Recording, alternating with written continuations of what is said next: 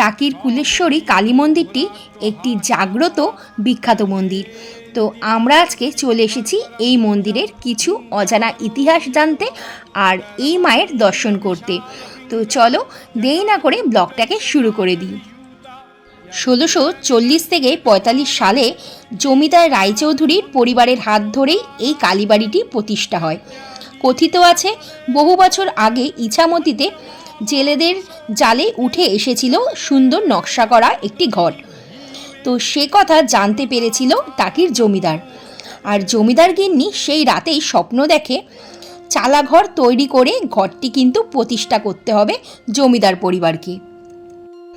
প্রথমে কিন্তু খড় বিচালি গোলপাতা দিয়েই মাটির দেওয়াল বানিয়ে মন্দির প্রতিষ্ঠা করা হয়েছিল, আর সেই মন্দিরে কিন্তু কালী পুজোর আয়োজন করা হয়েছিল। পরে এই মন্দিরটি সংস্করণ করা হয়।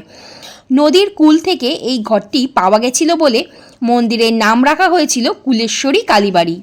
ওম নমস্তুভ্যং বিরূপাক্ষ নমস্তে দিব্যচক্ষুষে নমঃ পিনাকহস্তায় বজ্রহস্তায় বৈ নমঃ নমস্ত্রিশূলহস্তায় দণ্ডপাশাশিপাণয়ে নমঃ। 400 বছর ধরে এখানে চলছে নিত্য পূজা ও অন্নভোগ।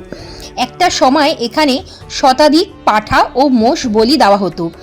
বর্তমানে আর মোষ বলি দেওয়া হয় না, তবে পাঠা বলি কিন্তু এখনও এখানে হয়ে থাকে। বিশেষ তিথিতে এখানে অসংখ্য ভক্তের সমাগম ঘটে, কারণ ভক্তরা বিশ্বাস করে দেবী আজও এখানে জাগ্রত।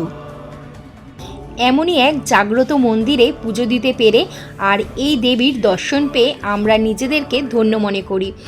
আরেকটি বিশেষ জিনিস তোমাদেরকে দেখাই।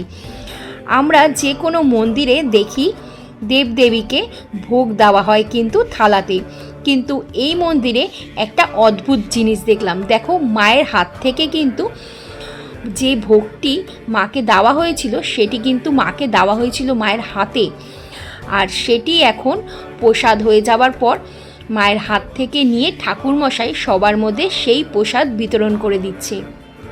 এই মন্দিরটি এতটাই জাগ্রত যে মায়ের সমস্ত অলংকার সোনা হওয়ার সত্ত্বেও কিন্তু চোর চুরি করার সাহস পর্যন্ত পায় না।